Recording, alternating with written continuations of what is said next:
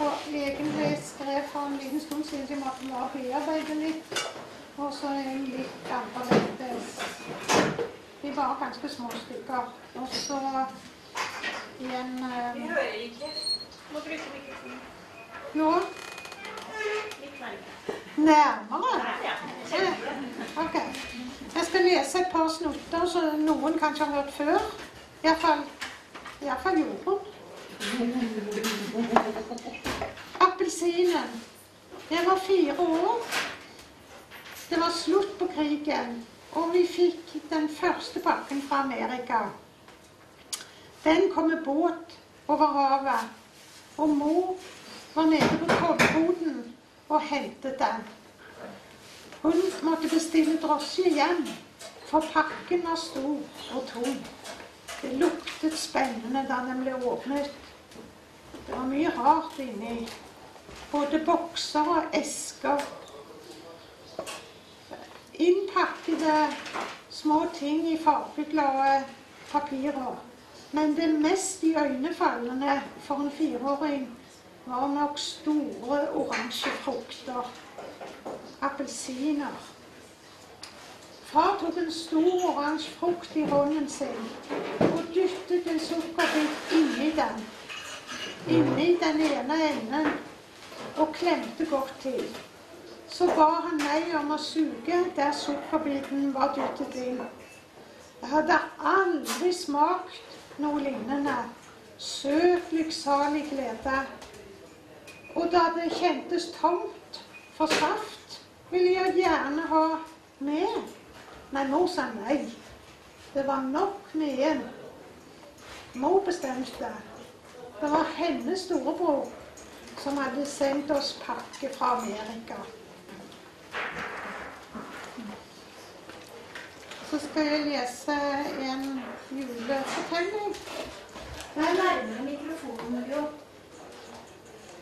Jeg kan ikke spise den heller.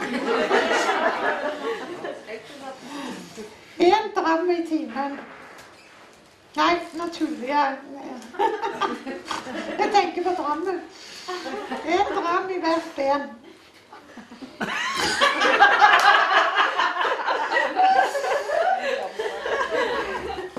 Det var skarlagensfeber i byen. Barneavdelingen på sykehuset var fullt. Jeg lå på divanen i stuen og var veldig syk. Mor sa vi hadde rosa varsellapp på ytterdøren. Der sto det at det var smitte i huset. Det var julaften om formiddagen, da det ringte sterkt og lenge på dørklokken. Det var onkel Jakob som kom på sin sedvanlige julevisitt. Mor åpnet døren. Jeg var glad for å høre stemmen hans ute på gangen. Så kom han buldrende inn i stuen. Far satt i stolen sin og røkte. Har du ikke en juledram? Spurte onkel Jakob kjekt. Far reiste seg langsomt og gikk bort til det ene hjørneskapet. Fant frem en flaske og en lite glass og skjenket i.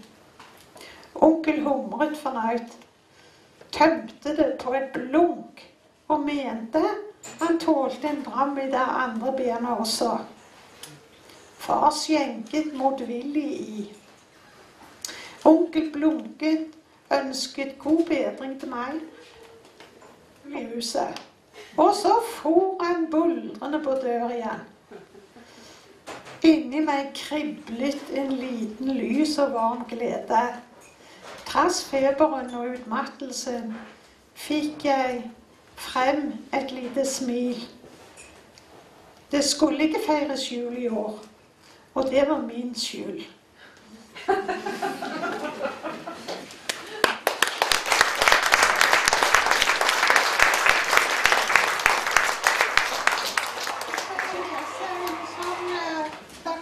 Nokså dagsaktuell greie. Dette nå.